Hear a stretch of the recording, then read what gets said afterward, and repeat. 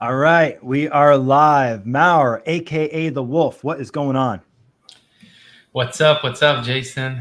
I mean, it's been a ride. We talked about a second before we went live. We talked about the book, and I was like thinking about just the industry and the journey that we're in. And we talked about 2019. We talked about today, and I feel like time flies. The week starts, the week ends, goes by so fast. It's crazy, huh?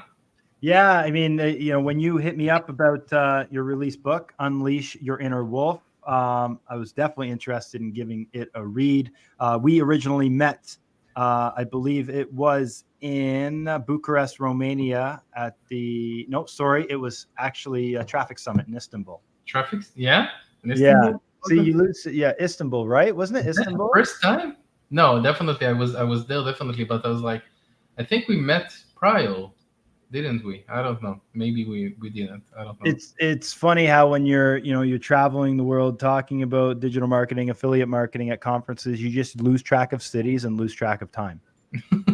Yeah, you get to meet so many interesting people in this industry. I feel like, and I think I talk about it in the book, and if not, then I need to add it to my next one. How interesting the type of people that are in this industry in terms of like I always imagine taking someone who is used to, I don't know, CES or maybe even a medical conference, and having them come into this industry where everyone's like has one kind or another of like a substance abuse issue or something like that. I mean it in a funny good way, but yeah, I mean it's not a normal business meetup or conference. Everyone has some sort of like interesting idea. um and I mean it in a genius way. Everyone's very interesting. It's I've done tons of different conferences from dental conferences. I've been to landscape Why would you go to a conferences. dental conference? They're definitely not as fun for sure. They're definitely not as fun as an affiliate marketing conference, which I've been attending probably for the last 10 or so years. And I know exactly what you mean. It's a different type of person, but also a different type of occupation occupied by that person, right? Yeah, I think it's a combination between the fact that the industry is fairly new, it's still developing, it's still kind of like positioning itself, combined with the fact that we have an average um, age that's younger than any other industry probably, and lots of younger people are getting in every year, and also big money. I wouldn't say easy money, but it's faster money and it's bigger money than most industries. So I think that combination is potentially a dangerous one. That's also something that I'm talking about in my book, and I witnessed throughout my journey as a digital marketer, as an entrepreneur. I've seen people really rise and fall, but in a sense where not everyone mentally is ready and prepared for success, especially not a fast or big one, financial success or any sort of like you take someone who is used to working 9 to 5, making a decent salary, and you don't even change his salary, you just put him on an airplane visiting places. One second he's in Turkey, the other one is in Vegas, then he goes to Dubai. And just the fact that the person opens their mind to different kinds of cultures, and they feel like they're traveling the world for work. That changes something in a person, and I feel like not everyone is ready for that. And I know some affiliates, and I always feel like the agency owners, brand owners, and I don't know how to position each one right now, but the saying uh, goes that affiliate marketers are the best marketers in the world because they are very focused on direct response. They're very fast. They have to be dynamic and stuff like that. And I feel like I know a lot of people in the marketing space where they got a taste of really big, fast money. The adrenaline that goes with it is a very toxic combination that I'm not a doctor, but I don't think that the body can actually handle it, because it's a combination between taking a very large dose of drugs, where you get like a large injection of dopamine, and then you get the gambling rush. Andrew, not Andrew, sorry, my one of the copywriters that I work with always says that it's like a gambling mentality, where when you're like an affiliate and you catch a wave and the campaign goes, and you refresh the systems and you Dopamine hit. So it's like a combination between drugs and gambling and something like that, but it's just like a very large dose of it. So what I say to people who get into the industry and they get a taste of that, it's kind of like a lose-lose situation, where you're either very sad that you're not making money, or you're scared that the money that you're making is gonna stop. You're scared that something is gonna happen, a regulation change, a policy change, something is gonna go down. So it's a very hard spot. You lose a lot of sleep, and it's very hard. Think about it like, it's like you hit on a great point. It's young money, and probably young people with not a whole ton of responsibilities. Yeah. Before they're having kids and starting families and getting married, and they're coming across this money. And to them, it probably seems like a very easy way to make money in terms of the way they do it. They're not landscaping. They're not out, doing grunt work, construction. They're actually sitting there at the computer coming up with concepts that are generating conversions, Definitely. And the thing that accelerates it in a bad way is that fake it till you make it mentality that's going on now. It's called the fuck, I forgot what it's called. The era of by Lopez. No. Era of basically just like, everyone's a guru. Everyone who hasn't even made any sort of investment in their life, he's like 16. He has like a YouTube channel with like 2 million people telling people how to invest. Everyone's like trying to sell something. So the combination that is what you said, combined with that era that we're in, the guru era, is very deadly, in a sense where someone who's like an agency owner. I actually personally know people who snuck into Geek Out or like a conference like that. They didn't even have the money. They didn't even knew the basic concepts or metrics like CPC, CPA. And 6 months after, they went on Affiliate World on main stage, and talked about how to get like an agency up. And I was like, how? Like, how is this even possible, that this person is teaching now what he has still not really established? But so this is a part of the fakeness that is all around us now. And I think that just like everything with this industry, it's accelerated, and you need to know who you want to work with, who you want to partner with, and who you want to learn from, so that's a big thing as well. So how do you differentiate the charlatans from the ones who are actually real and the actual people that will help you? Well, that's a very good question. So I think that there is a bunch of stuff. The first thing that you should know is that the information is free. It's out there. You do not need to pay for the big courses, the big, I don't know, masterminds or meetups and stuff like that. So that's the first thing that you have to know. If you are really into learning, it's out there. Go into the media buyer forums, the Facebook groups.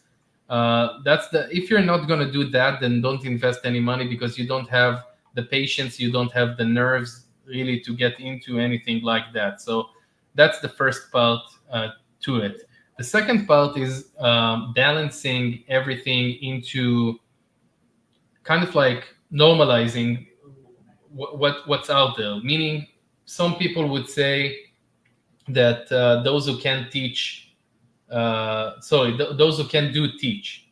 So that's one approach. And the other approach is everyone's a fake guru and everyone's a scammer and everyone's trying to push me some stuff, where reality is somewhere, in between. Not all courses are amazing, not all courses are garbage, not all people are scammers, and not all people are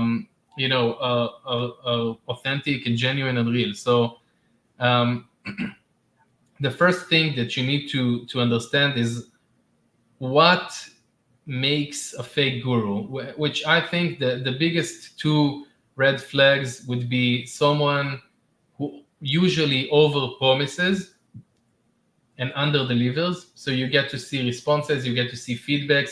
So you need to do lots of due diligence. You need someone who is going or went down the same path that you're going, because you don't want to learn from someone who's done a different path or journey.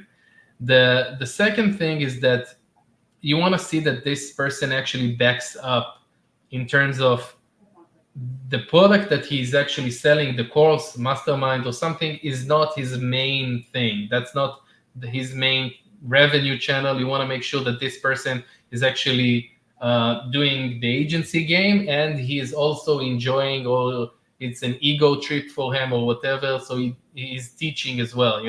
You want to make sure that this person is not doing it for the money. For example, going outside of the industry, just for example, my therapist, she once told me that she raised the prices for everyone.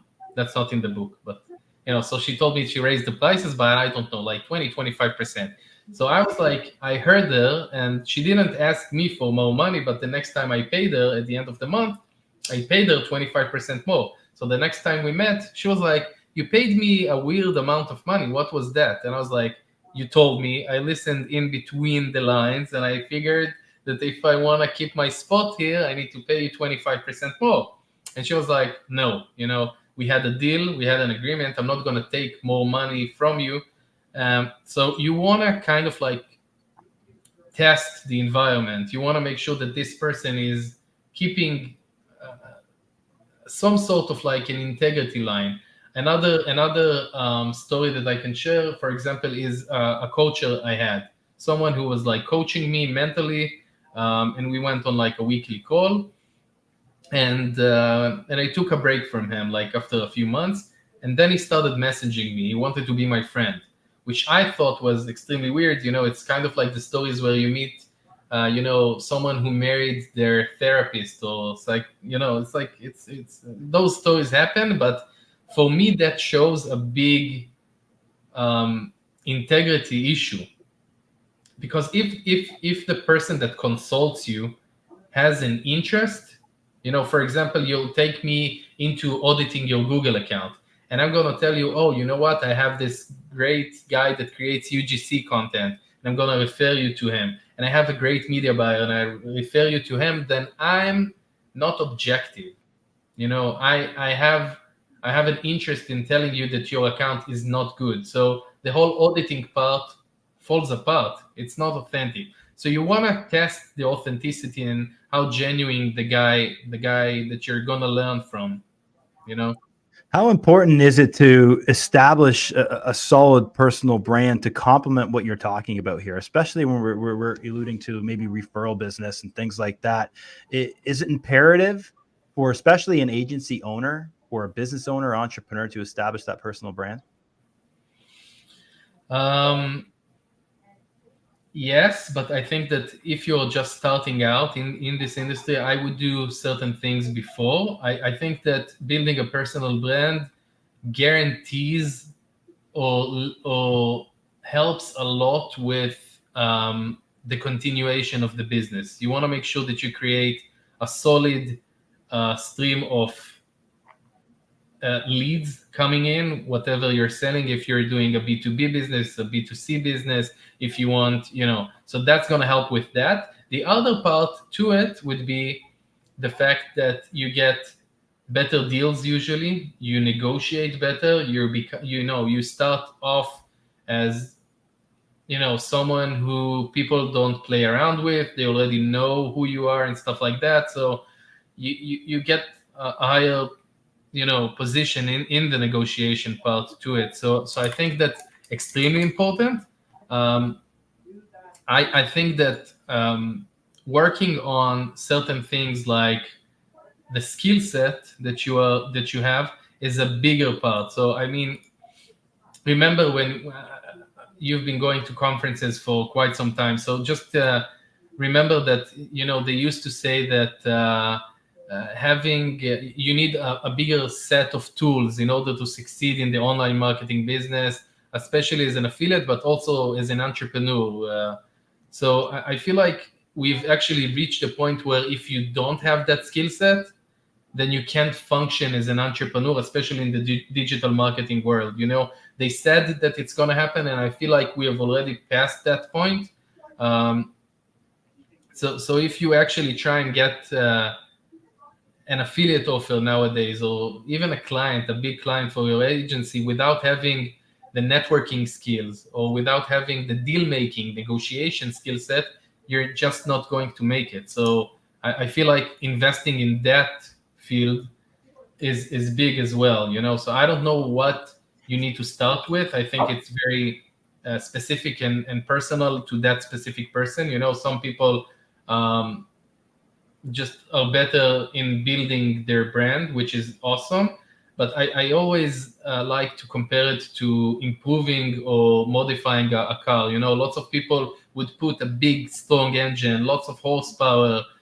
They have very good suspension, but they forget about the brakes. And then, it falls apart. You have to keep, and that's what I think that's great about being 20, almost 25 now. I think that the biggest thing I learned in the past 24 months is that life has a very perfect balance. Some people that I know that are very bad with money, they're very good with people. Every time you turn on an air conditioning unit, it generates the same level of heat as the same level of cold that you have inside your house. So life has a perfect balance. When you use drugs or alcohol, you get a high, the next day you get a down. So life has that balance. And I think that you haven't asked about it, but that kind of like brings me into the two big rules that I have inside the book when it comes to the mindset of an affiliate or just like a digital marketing entrepreneur, that I think that after going on hundreds of consultations, this is what I concentrated everything into. If someone really implements what I'm going to say into their lives, I think that they're going to limit the amount of suffering that they have throughout business ventures and the entrepreneurship journey at large. And I also think that it's going to limit the amount of bad situations, or just like I really think that this is the biggest thing that causes affiliates or agency owners or brand owners to break up. And I can tell you, I met some people that spoke with me at 2019 that went bankrupt, and now they're on their way to a $50-60 million exits. And this is it. So the first rule would be, and I'm going to say both rules, and the first time I'm going to say it, it's probably going to sound very, I don't know if you read the book till that point or not. Maybe it's going to be new and maybe not, but the first time I'm going to say it it's going to sound complete gibberish. And the second time I'm going to explain what I mean. So because for me it took a while going to therapy and learning about that. So the first one is that I found out that 1 + 1 + 1 equals 20. What I mean by that is that an affiliate or someone would come to me and we would go on a call, and they would tell me, listen, I tried running some campaigns, I tried GiddyUp, I tried A4D, I tried DFO, I'm trying all of these affiliate networks, and I went on these forums and I paid $100 on STM, and I paid AdLeaks $100, and I'm listening to all the podcasts, and I'm going to all the conferences, and somehow I'm losing money. I'm doing e-com, I'm doing lead gen. These guys haven't paid me I had partners that stole money from me, stuff like that. And what people do not realize is the fact that when they combine this situation, this event, this scenario, they are putting a lot more weight than each individual one. And that's the biggest thing. When you combine these things, and I think this goes in life as well, when you say things aren't working out in my romantic life, things aren't working out with my parents, with my brother, with my son, doesn't matter. People don't call me back. No one wants me to work for them. You just want to make sure that you do not repeat the same negative story to yourself and other people, because it really trains your brain into thinking about it more, and it creates a fixation, and it's just a bad spot to be in. Your brain cannot think of any solution outside of that would help you, get out of that situation. So when you add things together in one just like situation, this is just going to be much heavier than each one separately. The second one, do you want to talk about that one, or? Yeah, so the 1+1+1. I think, yeah, I think that's and did you learn that? You come up with that yourself, or is that something you came up to? I got very, very deeply depressed a few times in my life, and that brought me into really digging into that.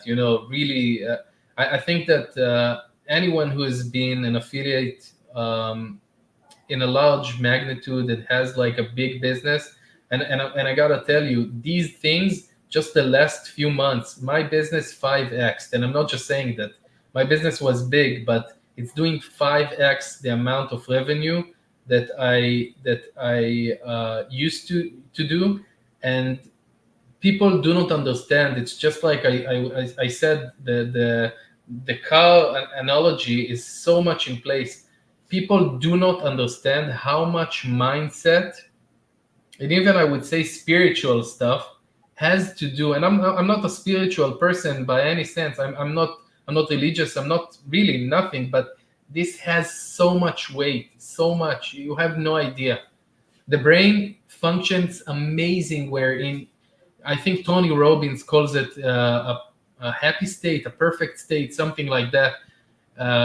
When you get into that spot, you are able to attract so much more business, deflect so much bad business, or people who want to scam you, or bad situations from your life.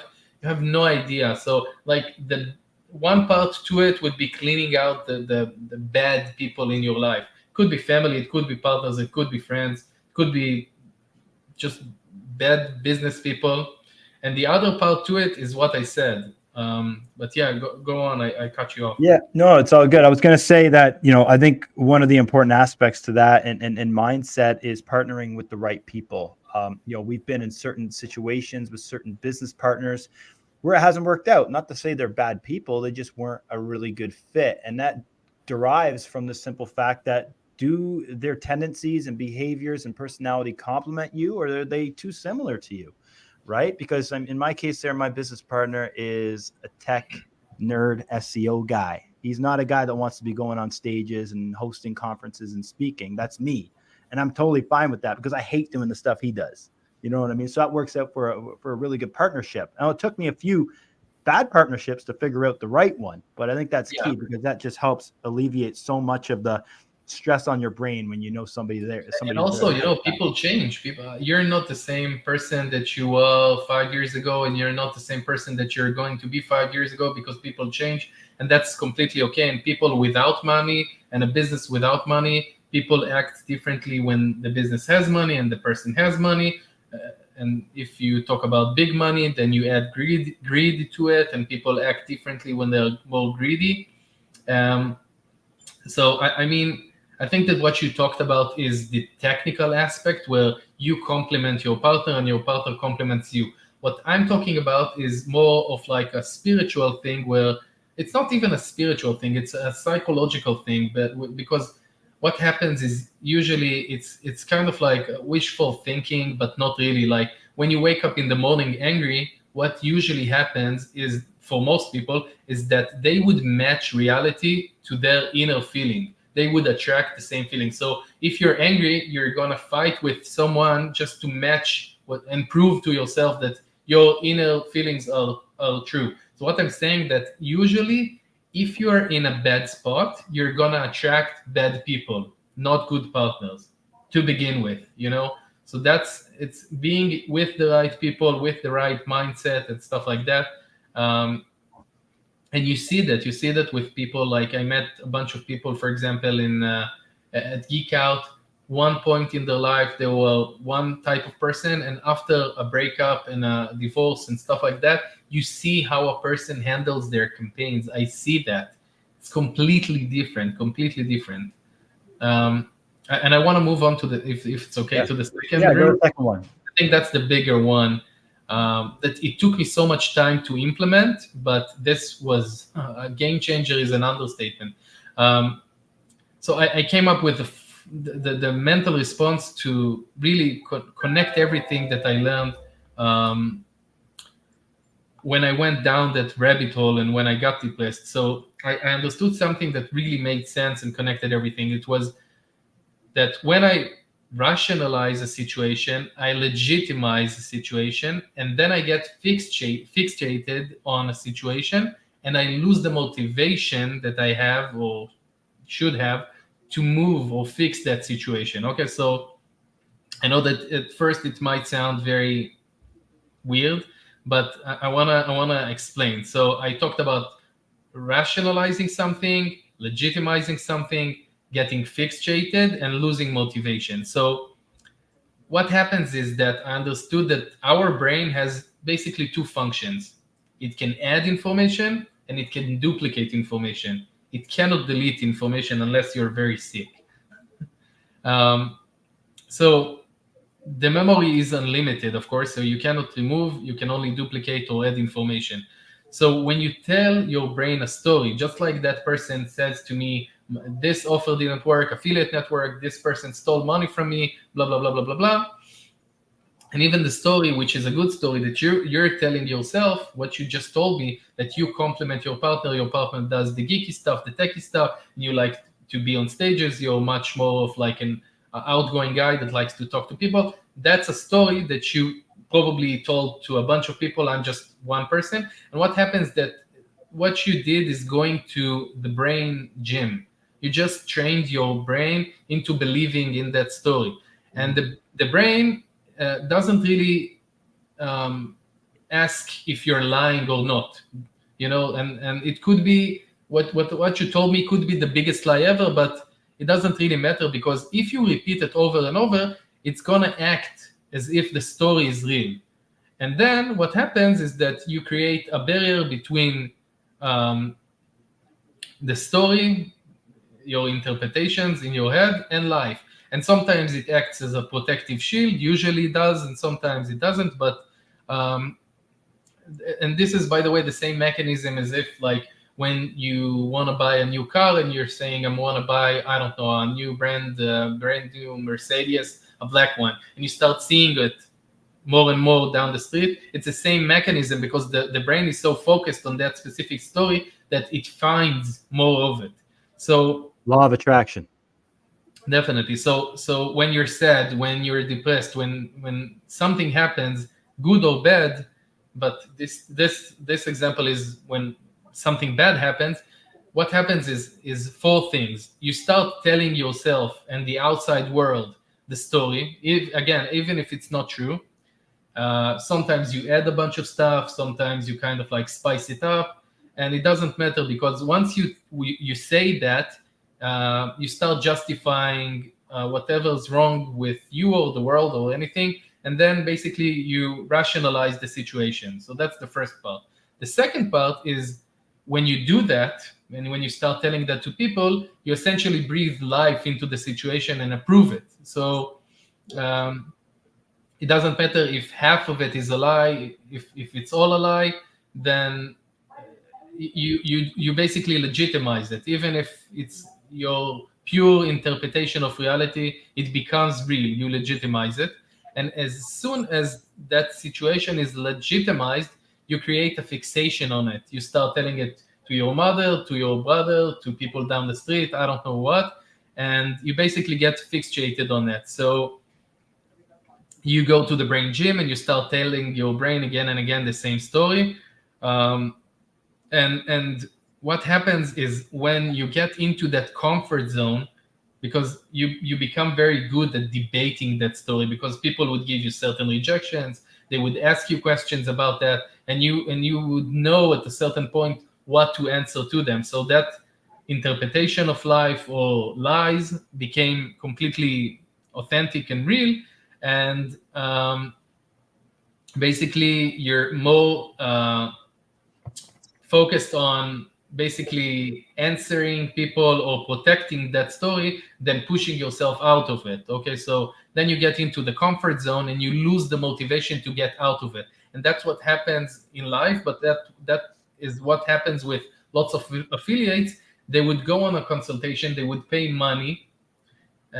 Sometimes it's therapy, sometimes it's people like me. And it's so funny to me that a person that on one hand wants help and spends their time and money, which is two of the biggest resources that they have, on trying to convince me on why they're okay with what they've done, and how the fact that they're not making money or lost a bunch of money is okay or a better situation for them than making money and trying to succeed. So That, that same concept can be so much applied to sales and marketing, right? yeah. Like for like a strong salesperson is probably very good at conceptualizing exactly what you just talked about, right? Mhm. Just a personal experience is like I started like I used to be in bands and played music, and I was a front man of a band. That Oh, you evolved. did? I didn't know Yeah, that. Wow. that evolved to speaking on stages about marketing. And from Mhm. speaking on stages on marketing, I'm now a professor at a local college, but to make that jump, I had to tell myself a certain story in order to get there and have the confidence to get there. And it's so relevant, but it's also relevant and transcends to salespeople as well as marketing people. So if you want to go to even a higher level and mastering that, this is actually how you manipulate that into your own benefit, basically. So if you understand that this mechanism is just like a primitive way that the brain is thinking, you really know how to push yourself. So, for example, if we really talk about a different example, um, I'm using fear to my own benefit. Why and how? I understand that there are a few ways of overcoming fear, and one of the biggest things that I found that's working for me would be understanding that fear exists for certain things and aspects of my life. But if I create a bigger fear, then I just like push myself. So I basically use fear to my own benefit. So, for example, I was afraid of going on stages, and I told myself, you know what? If you don't go on stages, you might end up Mm. in a few years with zero income, and that is much more scary to me than going on stage at Affiliate World Dubai, which I think there were, I don't know, 5,000-7,000 people. It was like an out of body experience for someone who doesn't enjoy, which is funny because I've been to quite a few stages, and at least I'd like to think that I look like I enjoy it, and now maybe I am, but for me it was a very hard, just like experience to I begin think with. that's But Yeah, yeah, that's a brilliant way to overcome any sort of a fear, right? Is think about the reverse it, right? And turn it definitely. And on. that's the thing that you can do here. That's what exactly what you did before you became a professor. You told yourself a story, you got fixated on that, and that's so funny because you know what? I'll tell you two stories. Okay, the first story is, I think it was 13 years ago. I didn't remember both stories. I remember people told me that they used to work with me at my last work. The last time I worked for someone, it was a small digital marketing agency that still exists, and they told me, there were a few months that all you said was, I want to become a millionaire. And people ask me, what do you want to eat for lunch? I want to become a millionaire. How are you? Good morning. I want to become a millionaire. And that's all I said. And I didn't remember that, which is funny because that's all I said. But that was a way of utilizing that same thing. I didn't know how the mechanism works back then. But and I'm not talking about some stuff from like The Secret, the book, the movie, The Secret, where you kind of like. I'm not talking about that mumbo jumbo. I was talking about I was so fixated on that, and I created opportunities because I was like, that's all I thought about. I wanted to generate more money. That was my night and day. That was what I was breathing. The second thing, which you didn't have $1 million bill on your ceiling when you woke up in the morning? No, no. But that was, I'm a verbal guy because so for me, verbally works, differently. But another crazy story. This is the first time I say it to, I think, anyone. I was just telling it to my mother. I don't know if you saw my YouTube video where I said I went on like, I think it was 50 dates or something. Did you saw that? Did you see it? Presented on this? Didn't you have this in a presentation as well? Was this Which one? I thought this was the test that you did where you're testing. Okay. No. So it was the testing. So basically what happened 6, 7, 8 months ago, I told myself, okay, I'm not going to be single anymore. And I got really tired of the dating apps. So I was actually building a business plan on how I'm going to meet my future wife. So technical, such a technical approach to something that's supposed to be very emotional. But yeah, dating apps did not work for me. I was trying to figure out how to manipulate the algorithms, how dating apps work, and I came to the realization that dating apps are not for me. It works for the top 10% of people who look like you. It does not work for me. I'm a short guy. It's not going to work. So I told myself, okay, I'm going to build a list of options that I have. One of them was going on a reality show, TV show like Big Brother. And the other one was like a PR thing that I decided to do. So I went and I started doing PR stuff, non-paid. I wanted stuff that was non-paid. And then I finally approached the second largest news website and app in Israel. And they had like a weekly bachelor segment, blah, blah, blah. So I did like a professional photo shoot. I went to a copywriter here that writes for SNL, the equivalent of SNL in Israel. And I wrote a very good advertorial, basically. So it was very, very, precise to what I wanted. It was to be used as an advertorial. And I actually opened up a native ads campaign for it on Taboola. And the headline was super clickbaity. It was, I made my first million by not going on dates. And then I talked a bunch about myself, and it exploded. The algorithm recognized that as a very high CTR thing. It went on all of the RSS feeds. It exploded. Everyone that I knew approached me. Everyone. It was crazy. Like from my bank manager to people who were my neighbors when I was like 8 years old. Everyone saw, yeah. And Israel isn't that, it's like 9 million people. People saw it. Everyone did. Then I started going on lots of dates, blah, blah, blah. And I met someone whom I'm with for 6 months. And hopefully by the time this goes out, I would be after a proposal, hopefully. Anyway, what I wanted to tell you, the second, this is something that I already kind of like published. But the crazy thing is that when this article went out, I got lots of DMs. I'm talking about thousands. And some of them from grandmas that wanted to introduce me to the family and stuff. But one was very weird. She told me, I don't know, you look very, very familiar to me. I think I know you as a kid, and if it's you, I have a crazy story. And I was like, okay. And she was like, did you ever do like a dental thing that aligns your teeth, blah, blah, blah? And I was like, yes. And she said, do you remember which doctor you went to? And I told her the name of the doctor. And she told me, you're not going to believe it. There was one time that I worked for that doctor. I was his assistant. And you came with your mother. I think you were like 12 or 11 or 13.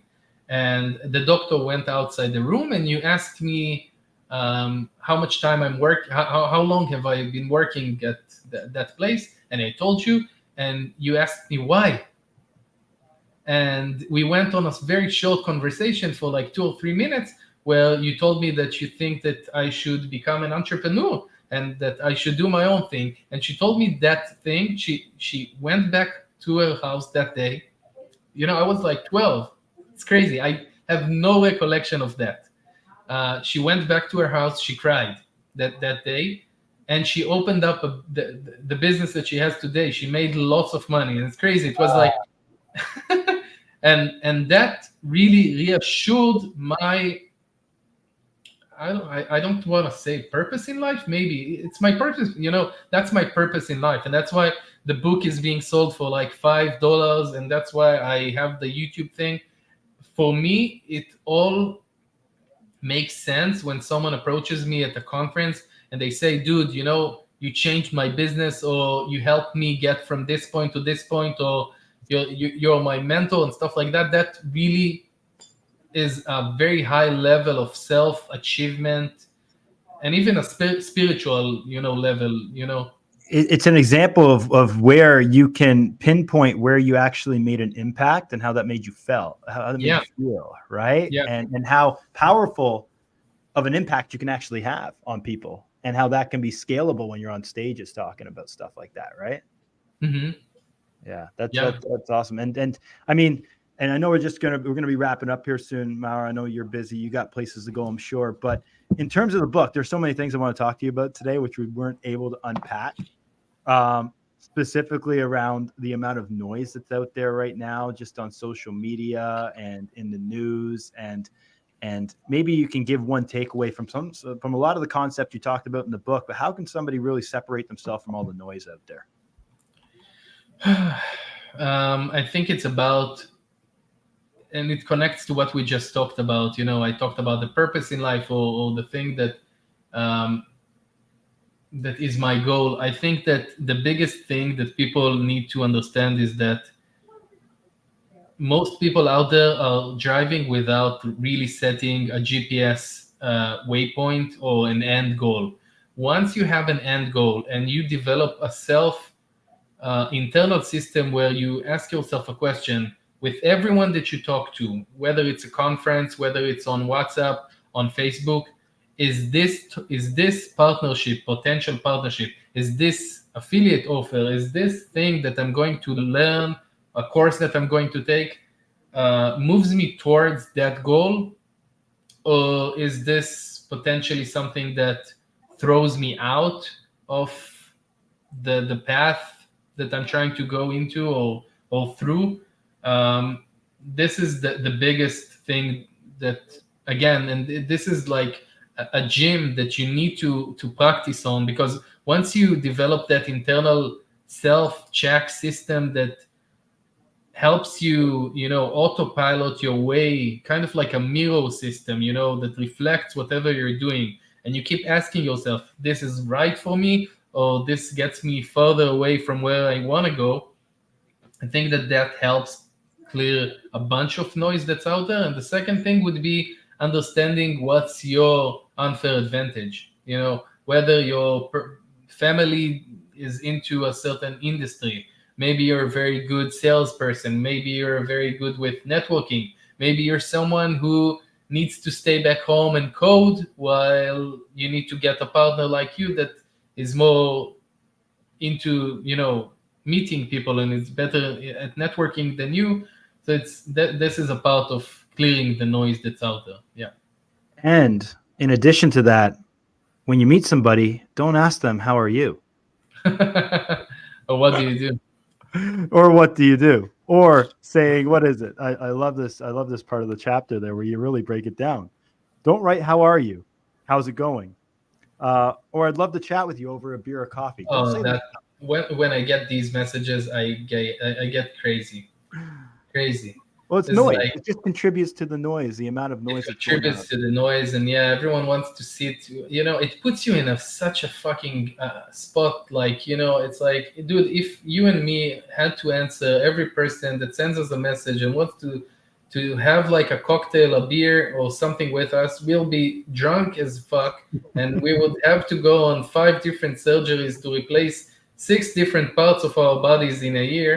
And the bad part to it is that if you tell that person what I just told you, it's gonna sound like you're a very snobbish person that thinks they're better than everyone, which is not true. You want to answer, you want to be polite, you want to be nice to everyone, but in all honesty, just yeah.